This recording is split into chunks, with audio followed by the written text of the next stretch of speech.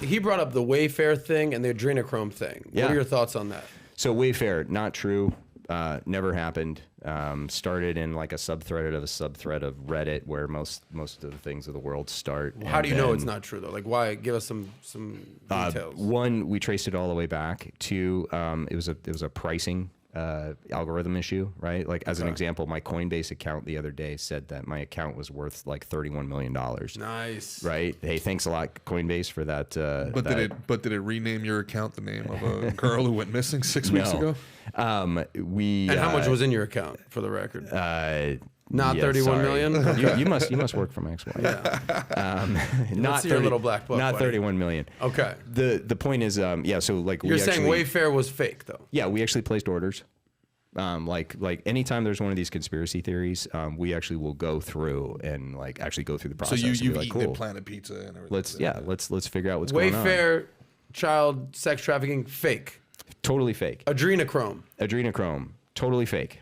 Like Explain to Gerard why. I don't know. I don't have a vested interest. First of all, adrenochrome 100% exists. All right, now you two are go. All right, well, explain exists. this. Yeah. So when you drink it, what do the digestive juices in your stomach do to it? I don't know. I've never taken adrenochrome. Yeah, right, Gerard. You're doing that shit every weekend. Never taken adrenochrome. Yeah, right, bro. Obliterate First it. of all, you're not supposed to drink it. You're supposed to drop it into your Yeah, exactly. Now you know. No, That's guilty. Gerard, Explain this, please. The answer is your stomach is one of the most caustic environments on Earth, and it takes care of that Is stuff. that a fat joke, No, it's not. No. Boom!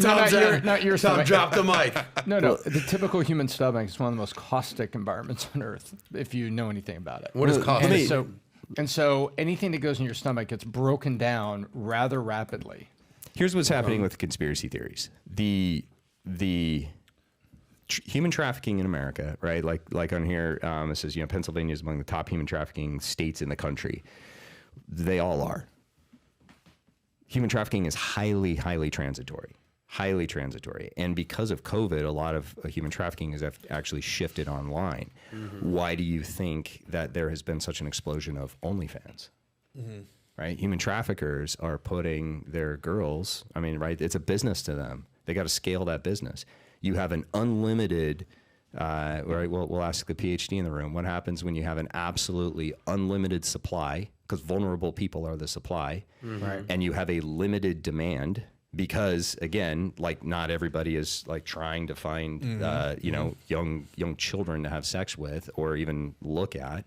So you have a limited demand. So unlimited supply with a limited demand, you've got a price that's pretty much bottomed out in the market.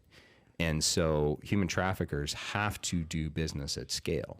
So them putting their victims on OnlyFans, we have plenty of cases of this, that this is true. And this happens on about 42 different websites across the country, which we are all over like wet on rice, by the way. Like they just can't avoid and us. Number one website apparently is Facebook for this kind of stuff. Well, it used to be Bedpage, right? Like and then Backpage got and then the government took Backpage down. And who was the primary source of intelligence on the takedown of Backpage? Was that you? That was us. Nice. My guy, Nick McKinley in the house. We actually moved into their headquarters afterwards because we build our empires on the skulls of our enemies. Wow. Did Backpage know what they were doing the whole time? They absolutely knew.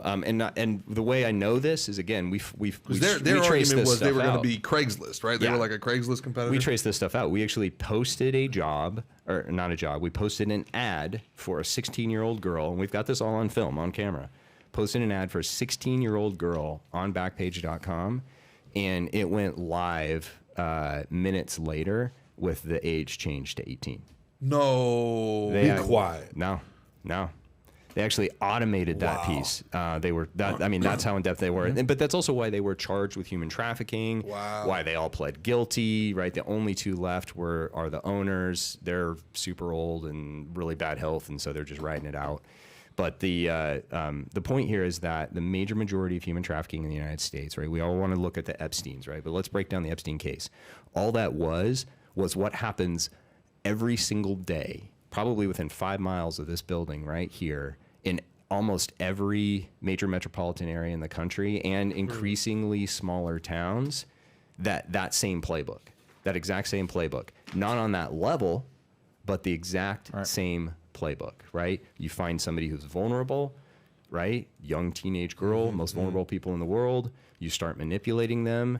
you start pulling them away from their support network, and then they start getting them hooked on narcotics, and then their lives are ruined. So when we look at the standard model of human trafficking, people want to focus on the Pizzagates, which isn't real. Again, we've got more human trafficking data than anybody on the planet. I mean, we literally have more human trafficking data than probably almost all governments combined. Wow. I mean, it's what we do, and we're really good at it. There's no patterns in any of that data that would suggest that any of that is even remotely real. Like not even the smallest little signal. What people want to focus on is, well, there's children being trafficked in the basement of a pizza parlor. And then they go log onto their OnlyFans account. And they want to realize that they're the ones actually feeding money into the human trafficking system. They're the ones actually participating in it, right? They want to go get what they think is an escort for a bachelor party, but that girl actually has a baby in Las Vegas that our human trafficker is holding on to. Damn. And if she doesn't bring in $1,000 a night, he hurts the baby. And so, of course, she says she wants to do this because she'll do anything to protect that child. That's a real case that we dealt with. So I mean, that what you just said there, though, I mean, isn't that the libertarian argument for legalizing sex work? So because then it can be monitored and it could be regulated, and that's the whole Heidi Fleiss argument. Yeah, people aren't going to stop having. You're not going to make a moral argument that's going to force people to stop having bachelor. Well, it's like you said, the war on drugs. So, drugs is winning. Correct. Yeah. No, so I don't think that is. It's not a bad argument. The libertarian argument for legalization of prostitution, it's not a bad argument. The problem is that the data just doesn't back it up, because every country that's ever legalized prostitution has seen a spike in human trafficking. Portugal and Amsterdam. Yeah. Oh, yeah. Among the biggest ones. The last country that just did it was Germany. And now they're actually trying to reverse the legalization of prostitution because they've had such an explosion in human trafficking. Correct. Well, right? You said that, Pat brought up Pennsylvania, and you're like, look, it's every state, it's transitory. Are there certain countries that's like, that's the sex trafficking capital of the world? No. Is it China? Is it India? Like, Shocking where is it? It's not Nevada, right? I mean, honestly, let's be honest. Like Texas, right, because it's at the border. You're saying Nevada, states in America. Yeah. It is. But Las is there Vegas. a country? Well, so let me tell you how this works, right? So think of it like the drug market, where the drugs sold. They're sold in the wealthy school district, not in the poor school district, right? They're dealt out of the poor school district, sold to the wealthy school district, because that's where the money is. Yeah. Right? Follow it's the money again. It's the same reason people rob banks. Who was that's that? Where the money is. The Dutch guy who was abducting girls in like Aruba and selling them to Singapore. Otto von What the hell was Bismarck that or guy? something. Yeah, and he'd still be getting away with it if that girl didn't die. Right. It's exports In Bahamas. right? And so for other countries, like I was just in Kiev, helping their law enforcement with some of their human trafficking issues.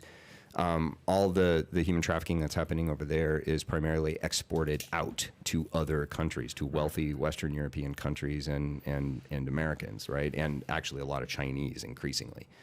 So when you start looking at it through that lens, most of the trafficking is happening there. People think about things like Cambodia and Vietnam and Thailand.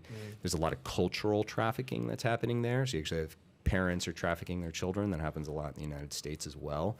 So when you look at the trafficking piece, like it's so nuanced and it's so complicated, and there's so many arguments in there on like the libertarian side, and then what kind of trafficking are we talking about?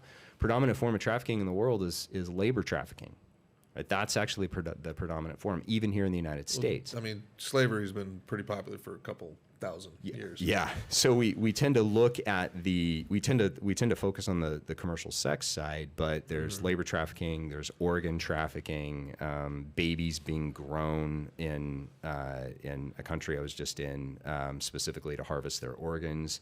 I mean, like really, really horrific stuff. Like that. Those are the things that we need to be focused on, not our children being sold in the. This is your day-to-day life, seeing the absolute worst. This is of what humanity. we do. You live all day, You live every in day. hell.